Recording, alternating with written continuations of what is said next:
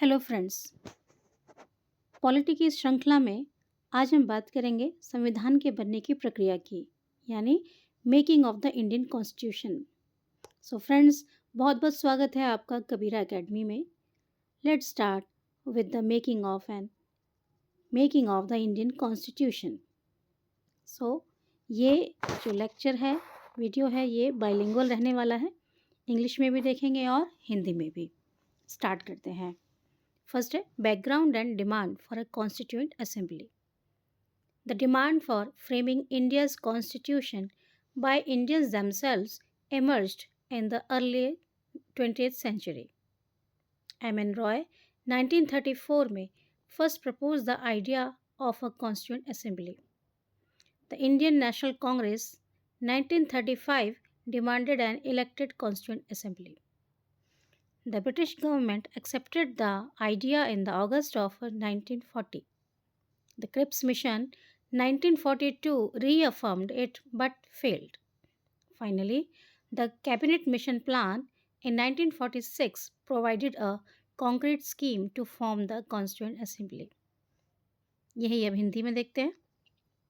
भारत का संविधान भारतीयों द्वारा ही बनाया जाए, यह मांग 20वीं शताब्दी की शुरुआत में उठी। M.N. रॉय 1934 का साल था, उन्होंने सबसे पहले संविधान सभा का विचार रखा।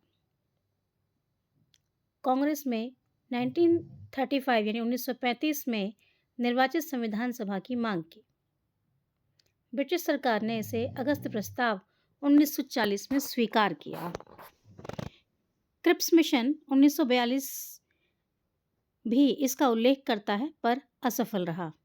अंततः कैबिनेट मिशन प्लान 1946 ने संविधान सभा की स्थापना का स्पष्ट ढांचा प्रस्तुत किया। फ्रेंड्स, इस आप देख पाएंगे पहले पैरा में ही आपको हर लाइन से एक एक क्वेश्चन मिलेगा। ये सभी कॉम्पिटिटिव एग्जाम्स में इनमें से क्वेश्चंस आए हुए हैं, तो एक एक लाइन बहुत इंपॉर्टेंट है, इसलिए ध्यान से इस वीडियो को देखिएगा। आगे मूव करते हैं। Composition of the constituent assembly. Constituent assembly में टोटल मेंबर्स थे 389, प्रोविंसेस थे 292, princely states 93, chief commissioners provinces 4 थे। And after partition in 1947 members reduced to 299. Seats were allocated on population basis, means 1 seat per 1 million population. Members were not directly elected but chosen by provincial legislatures. Hindi version देखते हैं। कुल सदस्य थे 389, प्रांत 292, देसी रियासतें 93, मुख्य आयुक्त प्रदेश थे 4। 1947 में विभाजन के बाद सदस्य घटकर 299 रह गए। सीटों का वितरण जनसंख्या के आधार पर प्रति 10 लाख पर एक सीट किया गया था। सदस्य प्रत्यक्ष रूप से नहीं चुने गए बल्कि प्रांतीय विधानसभाओं द्वारा निर्वाचित किए गए थे। तो आप देख सकते हैं एक एक लाइन बहुत इंपॉर्टेंट है इस वीडियो की। थर्ड पॉइंट देखते हैं, sessions and president of the constituent assembly. First meeting 9 December 1946। Temporary chairman थे doctor Sachchidanand Sinha. Permanent president यानी chairman doctor Rajendra Prasad, elected on 11 दिसंबर 1946। तो ध्यान दीजिए, फर्स्ट मीटिंग 9 दिसंबर 1946 की है, जिसमें doctor Sachchidanand Sinha temporary chairman बने थे, और सेकेंड मीटिंग में 11 दिसंबर को डॉक्टर राजेंद्र प्रसाद। मुस्लिम लीग बाइकॉटेड इनिशियली, स्टार्टिंग में मुस्लिम लीग ने इसे बाइकआउट किया। हिंदी देखते हैं। पहली बैठक 9 दिसंबर 1946। अस्थायी अध्यक्ष थे डॉक्टर सच्चिदानंद सिन्हा, स्थायी अध्यक्ष डॉक्टर राजेंद्र प्रसाद 11 दिसंबर 1946 को चुने गए थे। मुस्लिम लीग ने प्रारंभ में इसका बहिष्कार किया। फोर्थ पॉइंट देखते हैं, committees of the constituent assembly. ये जो संविधान सभा थी हमारी, इसमें अलग अलग कमिटीज थी। The assembly had 22 committees divided into major and minor groups. Major committees कौन कौन सी थी देखते हैं। ड्राफ्टिंग कमेटी जिसके चेयरमैन थे doctor B.R. Ambedkar, union powers committee जिसके चेयरमैन थे Jawaharlal Nehru ji, union constitution committee Jawaharlal Nehru, provincial constitution committee Sardar Patel ji, fundamental rights sub committee J.B. Kripalani, advisory committee on fundamental rights and minorities Sardar Vallabh Bhai Patel, rules of procedure committee doctor Rajendra Prasad जी। हिंदी में same है। संविधान सभा में कुल 22 समितियां बनाई गई थी और मुख्य समितियां कुछ इस प्रकार से हैं। Drafting committee Bhimrao Ambedkar ji, union powers committee Jawaharlal Nehru, union constitution committee Jawaharlal Nehru, प्रांतीय संविधान समिति सरदार पटेल जी, मौलिक अधिकार उप समिति J.B. कृपलानी, मौलिक अधिकार व अल्पसंख्यक सलाहकार समिति सरदार पटेल और कार्य संचालन नियम समिति राजेंद्र प्रसाद जी। ड्राफ्टिंग प्रोसेस क्या रहा इसका? Constitutional adviser B.N. Rao prepared the initial draft. तो स्टार्टिंग में कॉन्स्टिट्यूशनल एडवाइजर कौन थे? B.N. राव, उन्होंने प्रिपेयर किया था initial draft. Drafting committee formed on 29 August 1947। First draft published in February 1948। Second draft published in October 1948. The Assembly debated the draft for 114 days across 11 sessions. More than 7,600 amendments were proposed. 2,400 were accepted. Hindi में देखते हैं। संवैधानिक सलाहकार B.N. Rao ने प्रारंभिक मसौदा तैयार किया था। ड्राफ्टिंग कमेटी 29 अगस्त 1947 को बनाई गई। पहला मसौदा फरवरी 1948 में प्रकाशित, दूसरा मसौदा अक्टूबर 1948 में प्रकाशित हुआ। इस मसौदे पर कुल 114 दिन बहस हुई, जो कि 11 सत्रों में फैली थी और कुल 165 दिन थे। 7,600 से अधिक संशोधन प्रस्तावित हुए, जिनमें से 2400 स्वीकार किए गए।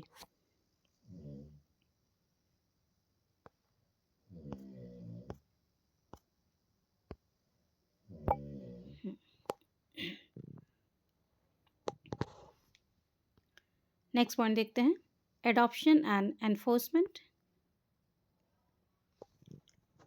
कॉन्स्टिट्यूशन अडॉप्टेड 26 नवंबर 1949, enforced on 26 January 1950 to commemorate the Purna Swaraj Resolution 1930. The Constitution is the longest written constitution in the world. Time taken 2 years, 11 months and 18 days. Total approximate cost was rupees 64 lakh. संविधान स्वीकृत हुआ 26 नवंबर 1949 को, लागू हुआ 26 जनवरी 1950 ताकि पूर्ण स्वराज 1930 के दिन को सम्मान दिया जा सके। यह दुनिया का सबसे लंबा लिखित संविधान है। कुल समय लगा 2 वर्ष 11 माह और 18 दिन। कुल खर्चा आया 64 लाख रुपए। Sources of the Indian constitution, यानी संविधान के स्रोत क्या हैं? पहला है government of India act 1935। Federal system. Government of India act 1935 से हमने क्या क्या कॉपी लिया है या क्या क्या हमने रिटेन किया? वो था federal system, office of governor, public service commissions, judiciary structure और इमरजेंसी प्रोविजंस, यानी संघीय प्रणाली, राज्यपाल का पद, लोक सेवा आयोग, न्यायपालिका की संरचना और आपातकालीन प्रावधान। British constitution.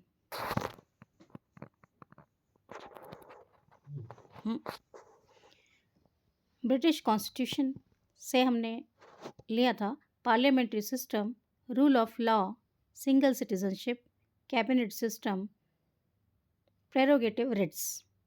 हिंदी में संसदीय प्रणाली, विधि का शासन, एकल नागरिकता, कैबिनेट प्रणाली और परिरक्षण रिट्स। यूएस से क्या लिया? Fundamental rights, judicial review, independence of judiciary, preamble, यानी मौलिक अधिकार, न्यायिक समीक्षा, न्यायपालिका की स्वतंत्रता और प्रस्तावना। इसके अलावा सुप्रीम कोर्ट और हाई कोर्ट के जजों की कैसे रिमूवल होता है। आयरिश कॉन्स्टिट्यूशन से, यानी directive principles of state policy मतलब DPSPs और nomination of Rajya Sabha members and election of president. राज्य के नीति निर्देशक तत्व, राज्यसभा के नामित सदस्य और राष्ट्रपति का चुनाव। कैनेडियन कॉन्स्टिट्यूशन से हमने लिया quasi federal structure, distribution of powers, residuary powers with centre. Hindi में अर्धसंघीय ढांचा, शक्तियों का वितरण, अवशिष्ट शक्तियां केंद्र के पास।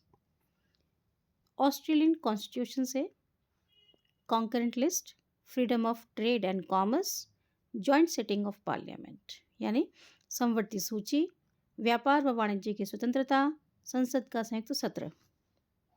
वीमर कॉन्स्टिट्यूशन यानी जर्मनी का।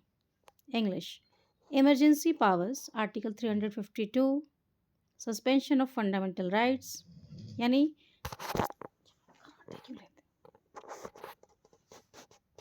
आपातकालीन शक्तियां, मौलिक अधिकारों का निलंबन।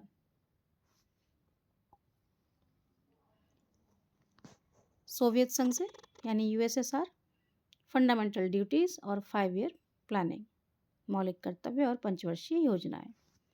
फ्रेंच कॉन्स्टिट्यूशन से हमने लिया ideals of liberty, equality and fraternity in the preamble, स्वतंत्रता, समानता और बंधुत्व के आदर्श जो कि प्रस्तावना में निहित हैं। 10वां है साउथ अफ्रीकन कॉन्स्टिट्यूशन से procedure for constitutional amendments, election of Rajya Sabha members, संविधान संशोधन की प्रक्रिया, राज्यसभा सदस्यों का चुनाव। जापानीज कॉन्स्टिट्यूशन से concept of procedure establish by law, यानी कानून द्वारा स्थापित प्रक्रिया की अवधारणा।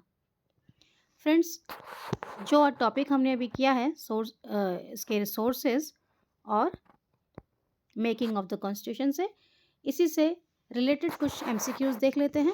आई होप आपको अच्छा लगेगा प्रैक्टिस करके MCQs की।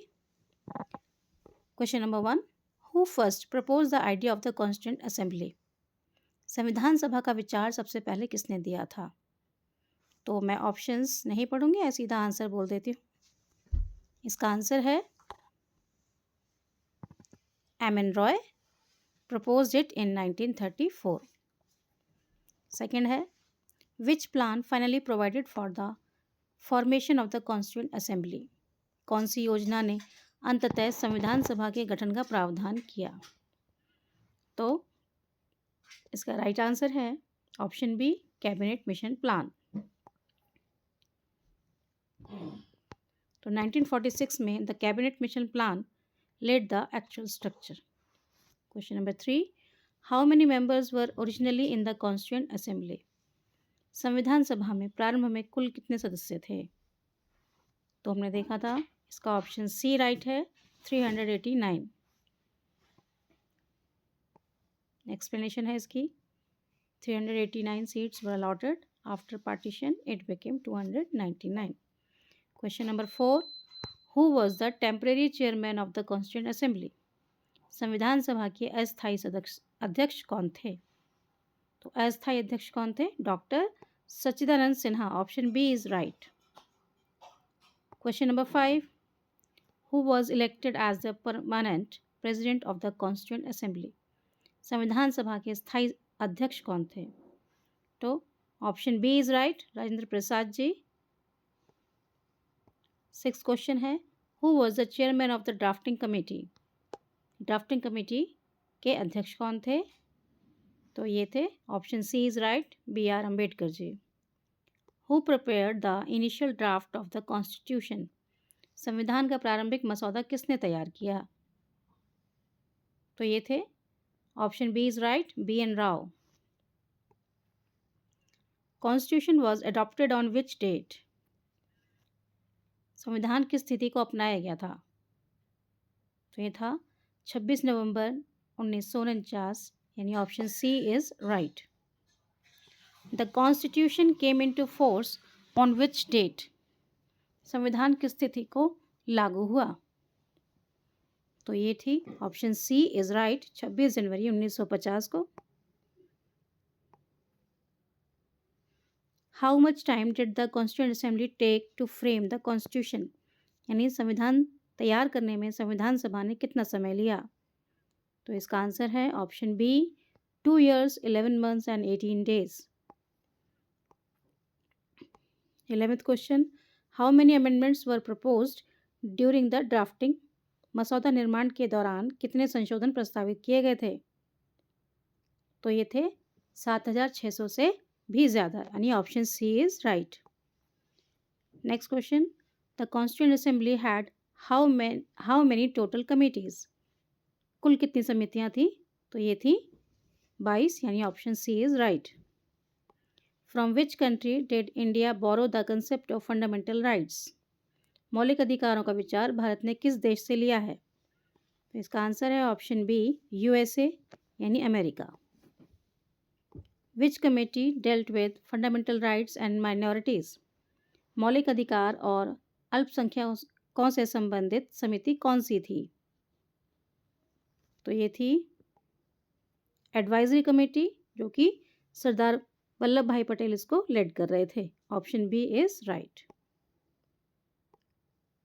15वां question, cost incurred in the making of the constitution was approximately, यानी संविधान निर्माण पर लगभग कितना खर्च आया? तो option C is right, 64 lakh, यानी 64 lakhs। Which countries constitution inspired the fundamental rights in India, Bharat के संविधान में मौलिक अधिकार किस देश से लिए गए हैं? अभी देखा था फ्रेंड्स हमने ये यूएसए से हैं, यानी option B is right. DPSPs have been borrowed from, राज्य के नीति निर्देशक सिद्धांत किस देश से लिए गए हैं? तो ये था ऑप्शन बी आयरलैंड से। The idea of justice social economic and political comes from, सामाजिक आर्थिक व राजनीतिक न्याय का विचार किससे लिया गया है? तो ये था रशियन रेवोल्यूशन।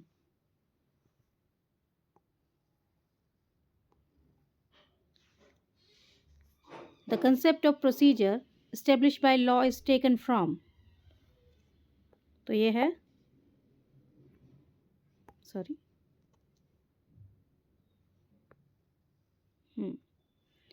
कानून द्वारा स्थापित प्रक्रिया का सिद्धांत किस देश से लिया गया है? तो ये है option B Japan. Liberty equality and fraternity is borrowed from, स्वतंत्रता समानता और बंधुत्व किस देश से लिया गया है? तो इसका आंसर है option A France. The concurrent list in the Indian constitution is inspired by, समवर्ती सूची किस देश से प्रेरित है? तो ये है ऑस्ट्रेलिया से, यानी option B is right. Residuary powers vested in the central are taken from, अवशिष्ट शक्तियां केंद्र को देने का विचार किस देश से लिया गया है? तो ये था कनाडा, यानी option B is right. The concept of fundamental duties comes from, तो फंडामेंटल ड्यूटीज हमने कहाँ से लिया है? This is option A USSR.